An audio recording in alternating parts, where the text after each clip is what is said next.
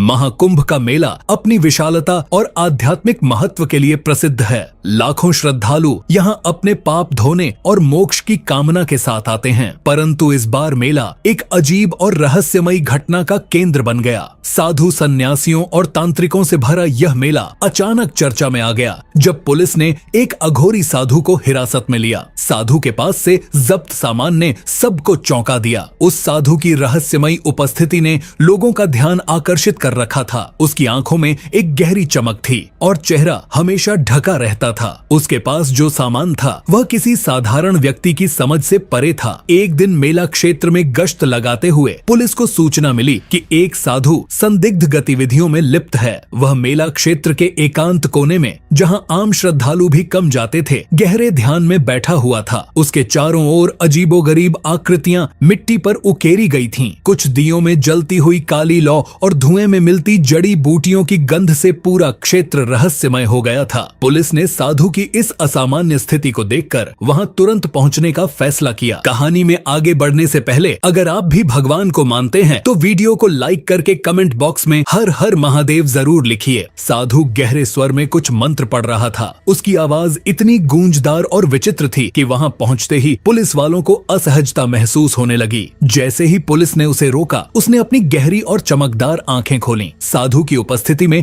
एक अजीब सा आकर्षण और भय था। तुम क्या कर रहे हो यहाँ? पुलिस अधिकारी ने कड़कते हुए पूछा। साधु ने शांत स्वर में उत्तर दिया, यह मेरी साधना है। यह स्थान, यह मेला और यह समय, यह सब मेरे अनुष्ठान का हिस्सा हैं। मैं जो कर रहा हूँ वह मेरे जीवन का सत्य है। आप इसे नहीं समझ पाएंगे। पुलिस ने उसकी बातों को अनसुना करते हुए कहा, तुम्हें थाने चलना होगा। यहाँ जो कुछ भी चल रहा है हमें इसकी जांच करनी होगी। साधु ने न तो विरोध किया और न ही भय दिखाया। उसने बस अपनी आंखों से पुलिस को देखा और कहा, जो भी करोगे सोच समझ कर करना। यह शक्ति तुम्हें स्वीकार कर भी सकती है और ठुकरा भी सकती है। पुलिस ने उसे घेर लिया और उसके पास मौजूद सामान की तलाशी लेना शुरू कर दी। उसके पास एक बड़ा सा थैला था जो दिखने में साधारण था, लेकिन उसका वजन और आकार किसी रहस्यमयी चीज की ओर इशारा कर रहा था। जब पुलिस ने थैले को खोला तो उसकी सामग्री देखकर सभी चौंक गए। थैले में कुछ पुरानी और फटी हुई किताबें थीं, जिनके पन्ने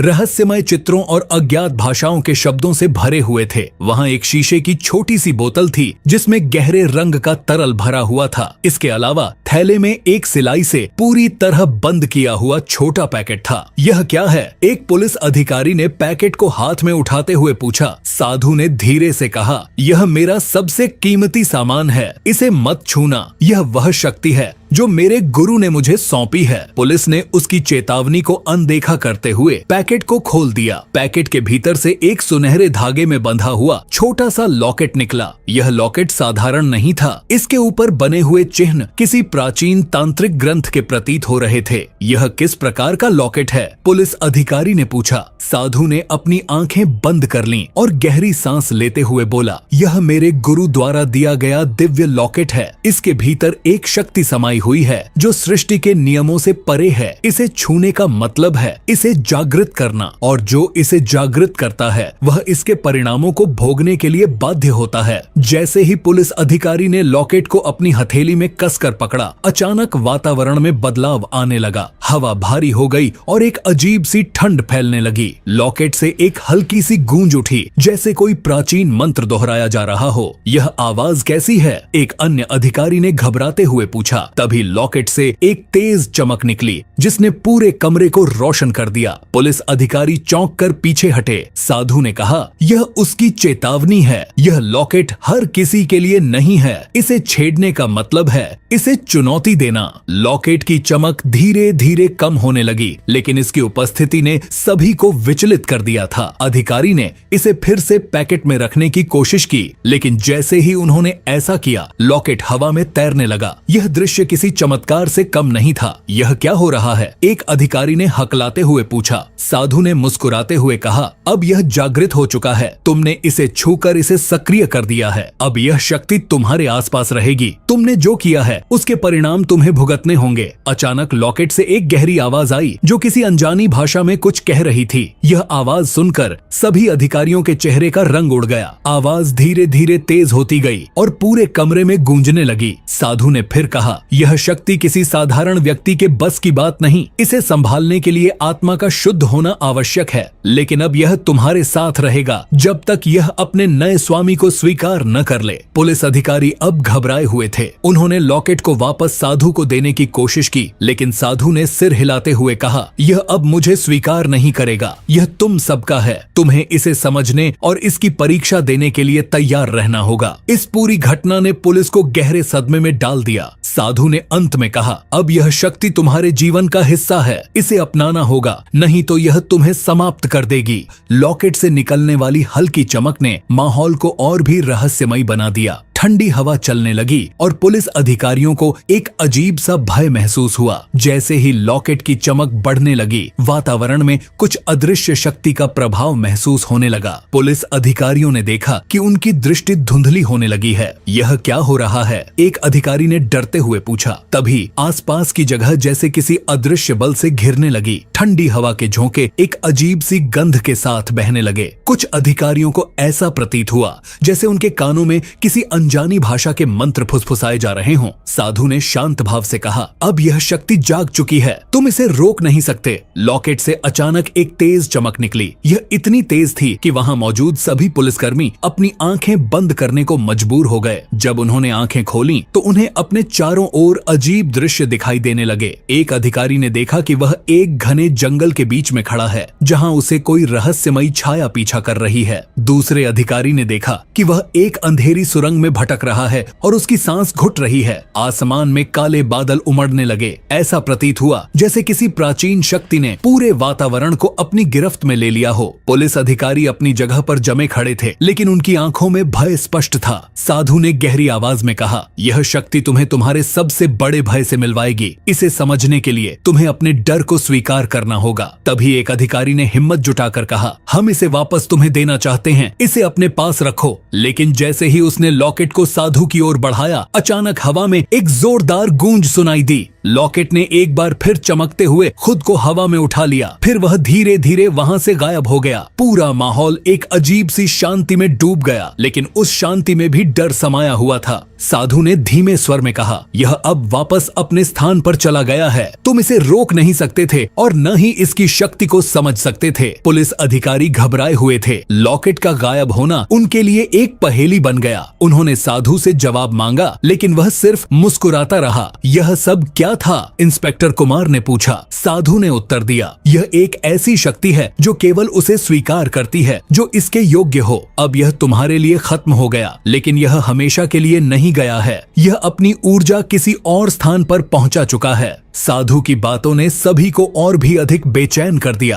पुलिस अधिकारी समझ नहीं पा रहे थे कि यह घटना वास्तविक थी या उनकी आंखों का धोखा। पुलिस अधिकारी अभी भी साधु की ओर प्रश्नवाचक दृष्टि से देख रहे थे। तभी साधु ने गंभीर स्वर में कहा, तुम सब अब उस दुनिया का हिस्सा बन चुके हो जिसे समझना हर किसी के बस की बात नहीं। यह शक्ति अब तुम्हारे भीतर है, लेकिन अगर तुम इसे पूरी तरह जानना चाहते हो तो तुम्हें मेरे साथ चलना होगा। कहाँ? इंस्पेक्टर कुमार ने साहस जुटाते हुए पूछा। साधु ने अपनी चमकती आंखों से उनकी ओर देखा और बोला, उस स्थान पर जहाँ यह शक्ति जन्म लेती है। लेकिन ध्यान रहे, यह यात्रा साधारण नहीं होगी। तुम में से कोई भी वहाँ से पहले जैसा लौटकर नहीं आएगा। एक अन्य अधिकारी ने डरते हुए कहा, अगर हम मना कर दें तो क्या होगा? साधु मुस्कुराया और बोला, तब यह शक्ति तुम्हें खुद खींच लेगी, लेकिन उस समय तुम्हारे पास कोई विकल्प नहीं होगा। बेहतर होगा कि तुम अपनी मर्जी से इसे समझने की कोशिश करो। पुलिस अधिकारियों में दुविधा थी। साधु के शब्दों में एक गहराई और अज्ञात डर समाया हुआ था।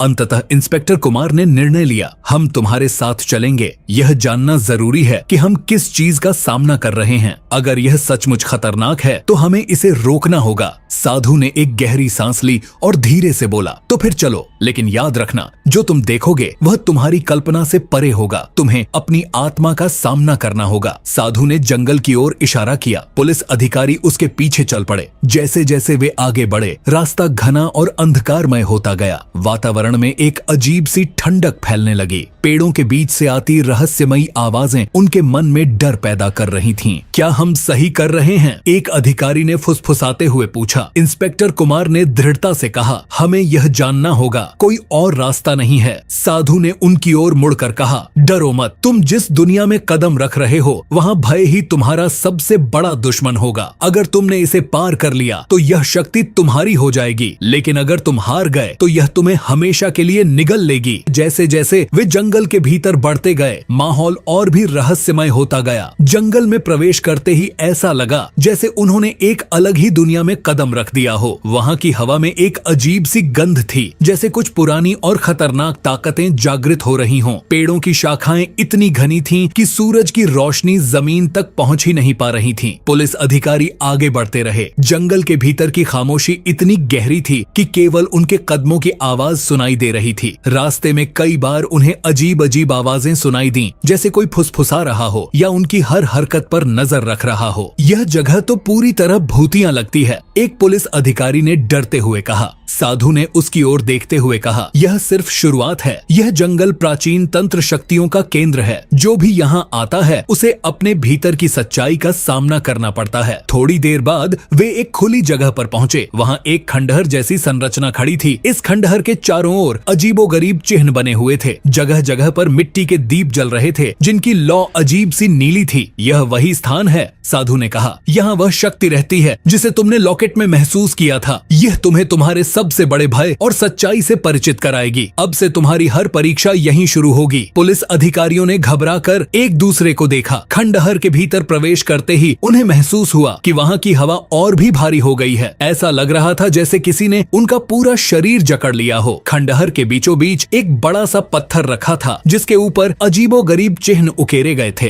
पत्थर से हल्की हल्की रोशनी निकल रही थी और उसके चारों ओर एक रहस्यमयी ऊर्जा का घेरा बन गया था। साधु ने पत्थर के पास जाकर अपनी आंखें बंद की और मंत्र पढ़ना शुरू किया। जैसे ही उसने मंत्रोच्चारण शुरू किया, पत्थर की रोशनी तेज होने लगी। पत्थर से निकलती रोशनी ने पूरे खंडहर को रोशन कर दिया। यह शक्ति जागृत हो चुकी है, साधु ने कहा। अब तुम्हें अपने भीतर झांकना होगा। यह शक्ति तुम्हारे भय को सामने लाएगी और तुमसे अपनी सच्चाई को स्वीकार करवाएगी। यदि तुम इसे सहन कर पाए तो यह तुम्हारा मार्गदर्शन करेगी, अन्यथा तुम यहाँ से कभी वापस नहीं जा पाओगे। जंगल की यह यात्रा अब एक नई और खतरनाक दिशा में बढ़ चुकी थी। पुलिस अधिकारी समझ नहीं पा रहे थे कि आगे क्या होने वाला है। उनके सामने अब उनके साहस और आत्मा की परीक्षा थी। साधु ने पत्थर के पास जाकर अपनी आंखें बंद कर लीं और गहरी आवाज में मंत्र पढ़ना शुरू किया। मंत्रों की गूंज ने पूरे माहौल को कंपा दिया। पत्थर के ऊपर बने चिन्ह धीरे धीरे चमकने लगे, मानो वे किसी प्राचीन तांत्रिक ऊर्जा को बुला रहे हों। साधु के चारों ओर एक अदृश्य ऊर्जा का घेरा बन गया और हवा में एक अजीब सी सरसराहट सुनाई देने लगी। जैसे ही मंत्रों का उच्चारण तेज हुआ, पत्थर के ऊपर से एक तेज रोशनी निकली और पूरे खंडहर में फैल गई। रोशनी इतनी तीव्र थी कि पुलिस अधिकारियों को अपनी आंखें बंद करनी पड़ी। लेकिन जब उन्होंने अपनी आंखें खोलीं तो उन्होंने देखा कि साधु के चारों ओर का माहौल बदल चुका था। पत्थर अब किसी सामान्य वस्तु जैसा नहीं लग रहा था, वह ऊर्जा का स्रोत बन चुका था। पुलिस अधिकारियों को अपने भीतर एक अद्भुत कंपन महसूस हुआ, जैसे कोई अज्ञात शक्ति उनके भीतर प्रवेश कर रही हो। उनमें से कुछ ने अपने डर के कारण पीछे हटने की कोशिश की, लेकिन उनके पैर मानो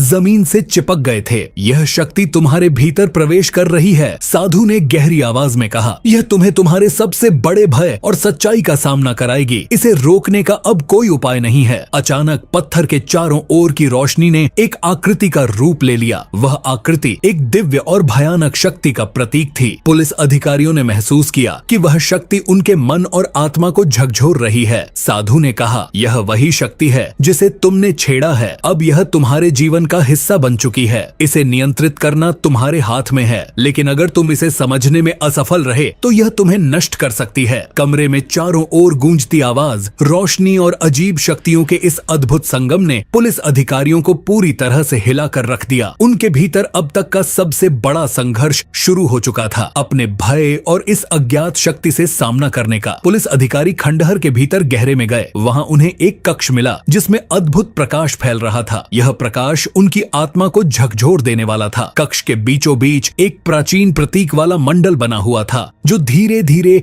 अपने चिन्हों से जीवंत होता प्रतीत हो रहा था। जैसे ही साधु ने मंत्रोच्चार शुरू किया, मंडल के चिन्हों से एक अदृश्य ऊर्जा का प्रवाह शुरू हुआ। यह प्रवाह सीधा अधिकारियों की ओर बढ़ने लगा। अचानक सभी अधिकारियों को अपने जीवन की सबसे बुरी यादें और भय सामने दिखने लगे। इंस्पेक्टर कुमार ने देखा कि वह अपने परिवार से बिछड़ गया है और एक अंधकारमय जंगल में अकेला भटक रहा है। दूसरे अधिकारी ने देखा कि वह एक गहरे कुएं में गिर रहा है और कोई उसे बचाने के लिए नहीं आ रहा। साधु ने कहा, यह शक्ति तुम्हारी आत्मा के सबसे छुपे हुए डर और पछतावे को सामने लाती है। तुम्हें इसे समझना होगा, तभी तुम इस शक्ति को नियंत्रित कर पाओगे। जैसे ही भय अपने चरम पर पहुंचा, साधु ने एक और मंत्रोच्चार किया। मंडल के चिन्हों से एक चमकदार रोशनी निकली जिसने पूरे कक्ष को रोशन कर दिया। पुलिस अधिकारी अचानक खुद को शांत महसूस करने लगे। साधु ने गंभीर स्वर में कहा, तुमने अपने डर का सामना किया। अब यह शक्ति तुम्हें स्वीकार कर सकती है, लेकिन इसके लिए तुम्हें अपनी आत्मा को पूरी तरह खोलना होगा। जैसे ही पुलिस अधिकारियों ने लॉकेट को साधु को लौटाने की कोशिश की, लॉकेट अचानक हवा में तैरने लगा और रहस्यमय ध्वनि के साथ गायब हो गया। साधु ने गहरी सांस लेते हुए कहा, अब यह शक्ति अपने मूल स्थान पर लौट गई है। तुम सब ने इसे महसूस किया, लेकिन इसे समझा नहीं। साधु के शब्दों के साथ ही पूरा माहौल शांत हो गया, लेकिन यह शांति अस्थायी थी। अधिकारियों को ऐसा लग रहा था जैसे उनके भीतर कुछ बदल गया हो। उनकी आंखों में अभी भी डर और अनिश्चितता के भाव थे। इंस्पेक्टर कुमार ने साधु से कहा, क्या यह सब सच में खत्म हो गया है या यह हमें फिर से सताएगा? साधु ने गंभीर स्वर में उत्तर दिया, यह कभी खत्म नहीं होता। यह शक्ति अब तुम सबका हिस्सा बन चुकी है। यह तुम्हारे सपनों में, तुम्हारे विचारों में और तुम्हारे जीवन के हर पहलू में प्रकट होगी। यह तुम्हें हर उस क्षण याद दिलाएगी जब तुमने इसे छेड़ने की भूल की थी। पुलिस अधिकारी वापस मेला क्षेत्र की ओर लौटने लगे, लेकिन जैसे ही वे वहां से निकलने लगे, जंगल के बीचों बीच एक बार फिर ठंडी हवा का झोंका आया और उनके कानों में धीमे धीमे मंत्रों की गूंज सुनाई देने लगी। यह गूंज उन्हें रोकने के लिए काफी थी। यह खत्म नहीं हुआ। इंस्पेक्टर कुमार ने बुदबुदाते हुए कहा, हमें इसे समझने की जरूरत है। हमें इस शक्ति के पीछे का सच जानना होगा, लेकिन कैसे? साधु अब वहां नहीं था। वह जैसे धुएं की तरह गायब हो गया था। अधिकारी भले ही मेले में लौट आए, लेकिन वे अपने साथ एक ऐसा अनुभव लेकर लौटे थे जो उनके जीवन को हमेशा के लिए बदलने वाला था। महाकुंभ का मेला अपनी रौनक में लौट आया। श्रद्धालु अपनी साधारण दिनचर्या में लग गए, परंतु पुलिस अधिकारियों के लिए यह घटना एक अनसुलझा रहस्य बन गई। क्या उन्होंने एक अनजानी शक्ति को छुआ था या यह केवल उनकी कल्पना थी? यह सवाल उनके मन में गूंजता रहा। लेकिन कहानी यहीं खत्म नहीं होती। कुछ दिनों बाद इंस्पेक्टर कुमार के घर एक रहस्यमयी पैकेट आया जिसमें वही लॉकेट था। साथ में एक चिट्ठी थी जिस पर लिखा था, यह तुम्हारे भाग्य का हिस्सा है, इसे संभालो क्योंकि यह तुम्हें एक नई शुरुआत की ओर ले जाएगा। क्या यह सच में नई शुरुआत थी या यह किसी और अनजानी शक्ति का आगाज? यह रहस्य अभी बाकी था। क्या यह सच था?